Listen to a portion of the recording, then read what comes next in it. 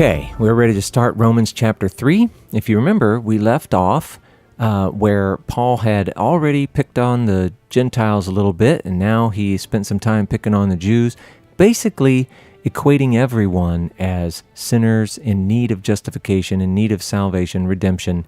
And now we're going to pick up with sort of the obvious question, well, what good is it to be Jewish? Now, before we get started, I do want to show you one little thing, and that is this idea of the false premise.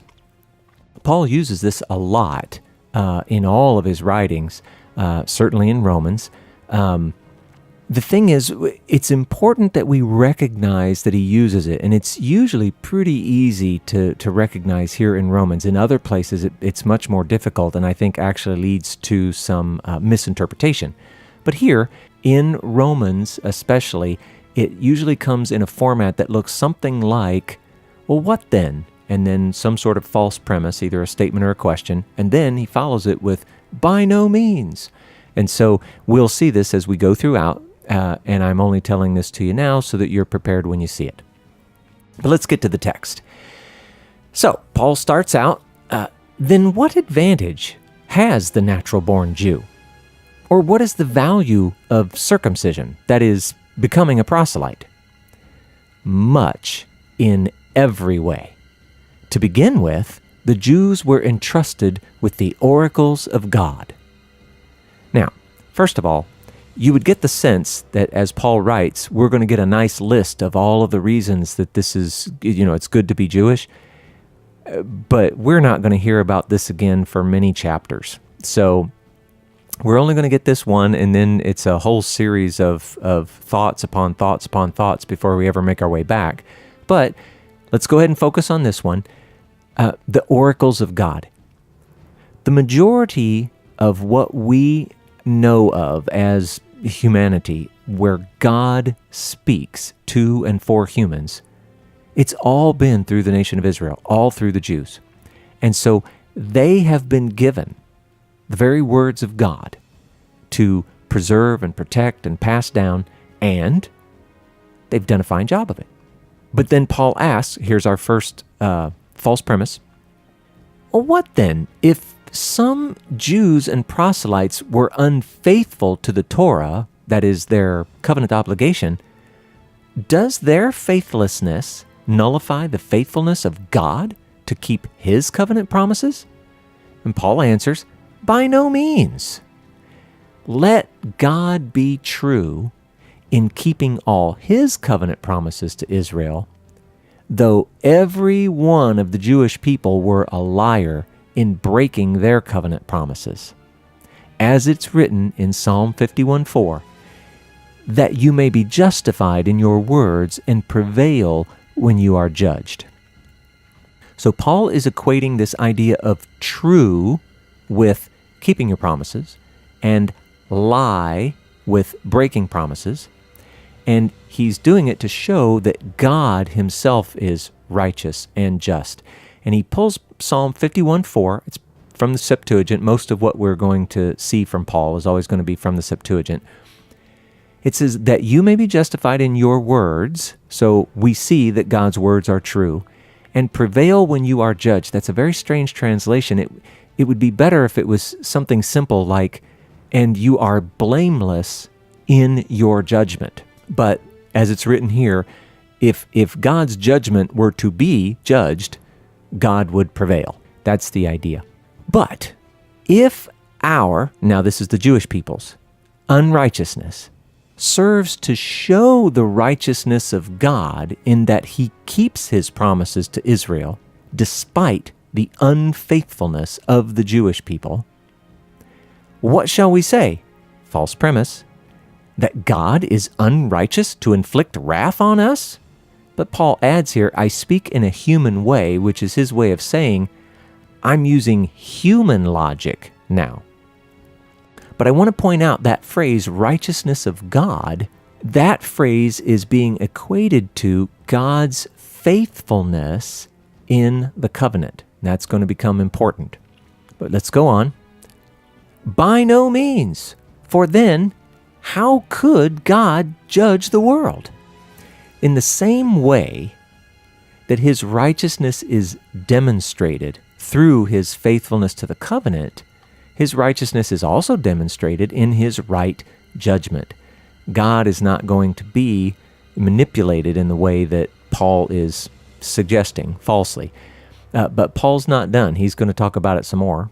But if through my lie, that is the breaking of the Torah and its covenant obligations, God's truth abounds to his glory, well, why am I still being condemned in the final judgment as a sinner? And why not do evil, that good may come? Paul's question is, well, look, shouldn't we just sin all we want? I mean, come on, it's all grace. It shows his glory. But obviously, it's not true.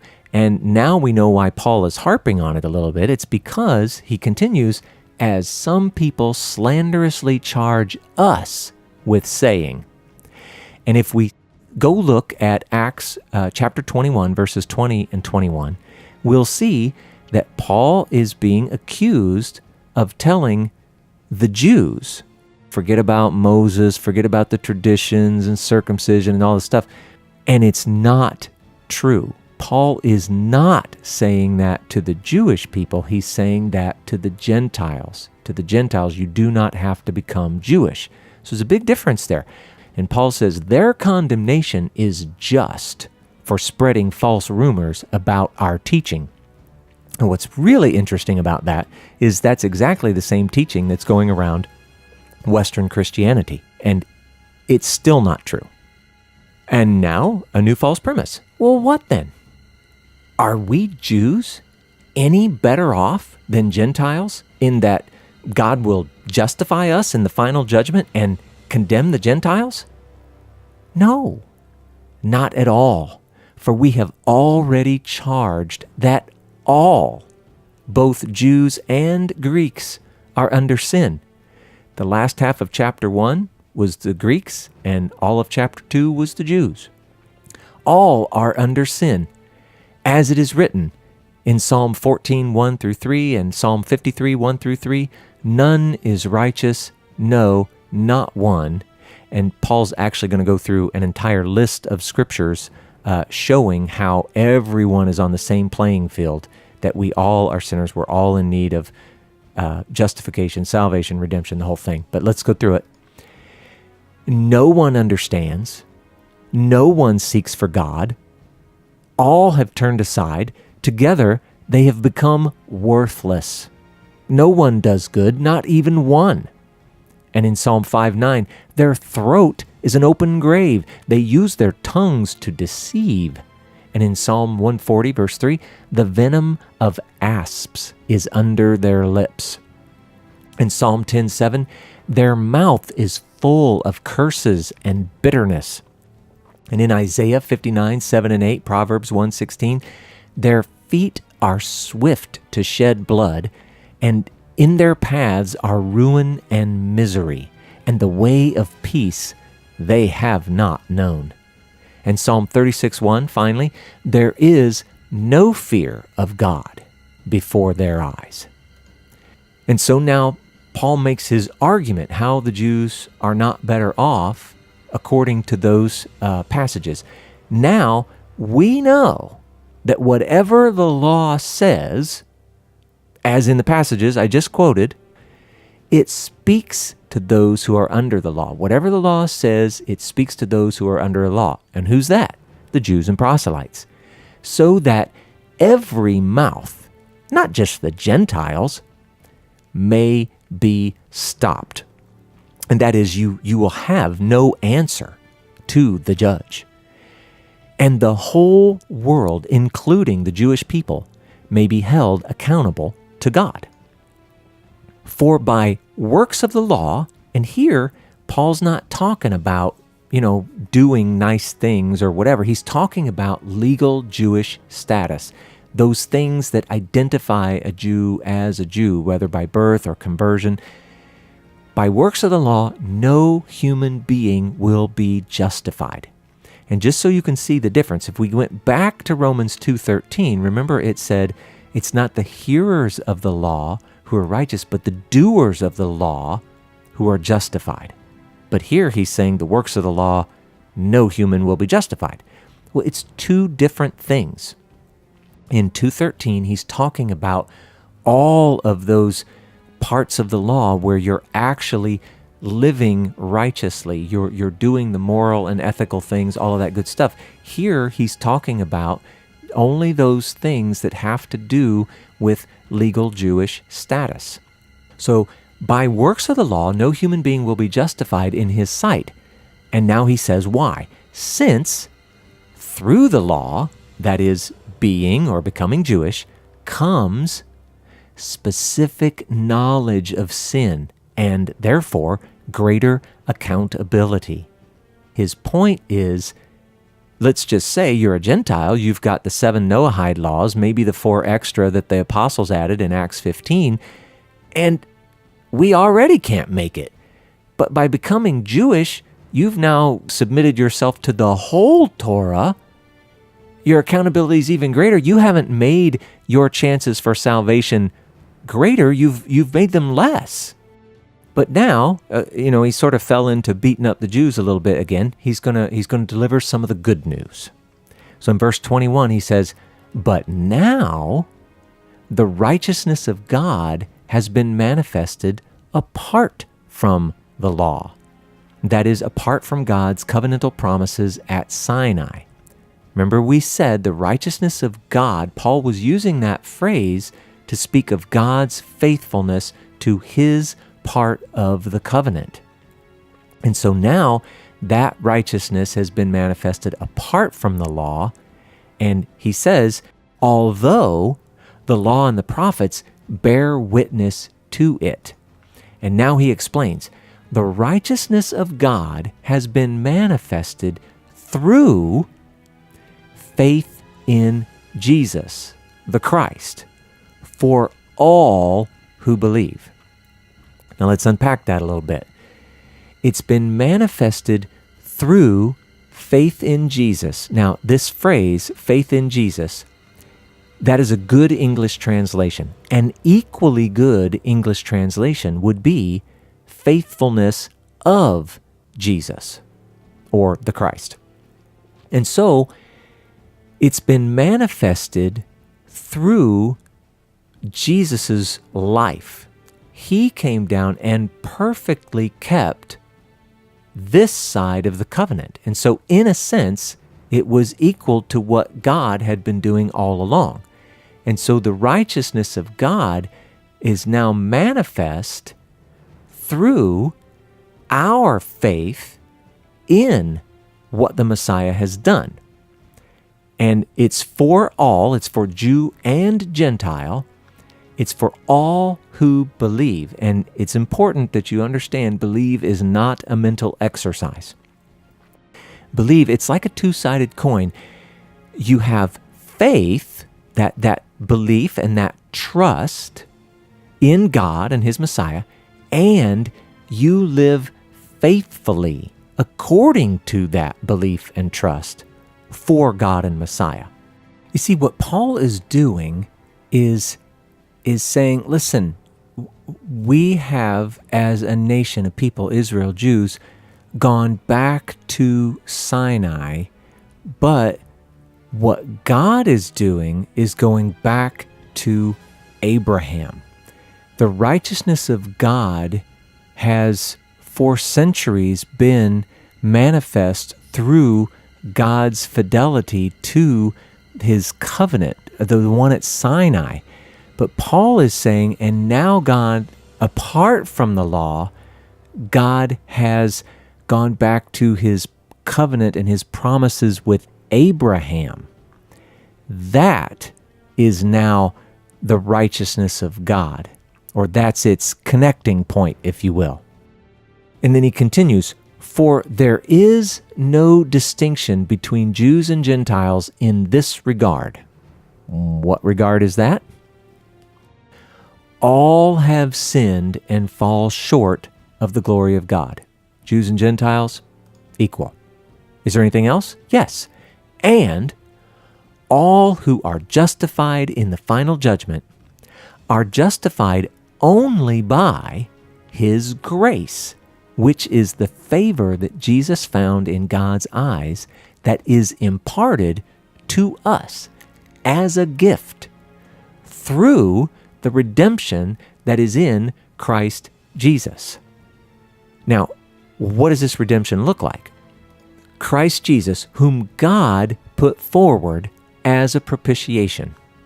I don't really like that English translation. It would be much better as an atonement. He's put forward as an atonement by His blood. And when we say blood, when Paul says blood, he's meaning Jesus' life and the merit of His undeserved suffering and death. And it's to be received by that two-sided coin, faith and faithfulness. So that redemption looks like God putting forward Jesus and His life, His blood, the undeserved suffering and death, all of that accrued merit, and it's received by faith and faithfulness. And now Paul goes kind of sideways. It's very interesting, but it's an odd place for him to talk about this. Paul says this atonement was to show the world God's righteousness in exonerating sinners of the past, because in His divine forbearance, He had passed over former sins committed by both Jews and Gentiles. Now, what Paul's getting at here is this idea that, well, wait a second, there were a whole bunch of humans that lived before the Messiah ever came, so how did they get covered? And if God was passing over their sins, there's something unjust about that. Well, the thing that Paul knows, and he's trying to get across here, is that He was the Lamb that was slain from the foundation of the world. Okay, we could argue about whether or not Jesus had to die, but that's not what we're talking about here. God knew that He would. God knew that this was coming, and so He was able to pass over those former sins in righteousness, or justly, because He knew that the merit was coming. Paul continues, it was to show His righteousness at the present time, that is, Paul's generation, so that He, God, might be both just in regard to His actions in the past and the justifier now and going forward of the one, anyone who has faith in Jesus and has benefited from the faithfulness of Jesus. And there's that phrase again, faith in Jesus, the faithfulness of Jesus. And so Paul has made his argument, and then to finish up, he says, another false premise, then what becomes of our boasting in our Jewish status? It is excluded. Excluded on what basis? By what kind of law? And here's your false premise. By a law of works that imparts Jewish status? No, but by the law of faith and faithfulness, ours and Messiah's. For we, who proclaim my gospel, hold that one is justified by faith and faithfulness, ours and Messiah's, apart from being Jewish through works of the law. Or is God the God of Jews only? So Paul has spent all of this time explaining how it is that Jews and Gentiles are on equal ground with regard to justification, salvation, redemption. And he maintains the distinction between Jews and Gentiles in terms of covenants and obligations in that regard. But he gets to the end and he says, if you're not believing me, if you're not getting my point that Jews and Gentiles are now all included, he says, or is God the God of Jews only? Is He not the God of Gentiles also? Yes, of Gentiles also, since God is one, who will justify the circumcised, that is the Jews, by faith and faithfulness, theirs and Messiah's, and the uncircumcised, and that would be the Gentiles, through faith and faithfulness, theirs and Messiah's. And then Paul asks one final thing. Well, if all of this is true, if somehow this righteousness of God has come apart from the law, well, what then? Do we overthrow the law by this faith? By no means. On the contrary, we uphold the law. Paul is never speaking of the end of the law. Paul never wants to end or somehow diminish Judaism or Israel. Paul is going to explain, hopefully in some focused manner when we get to chapter 4, what he means by upholding the law. And so we'll see you when we get to chapter 4.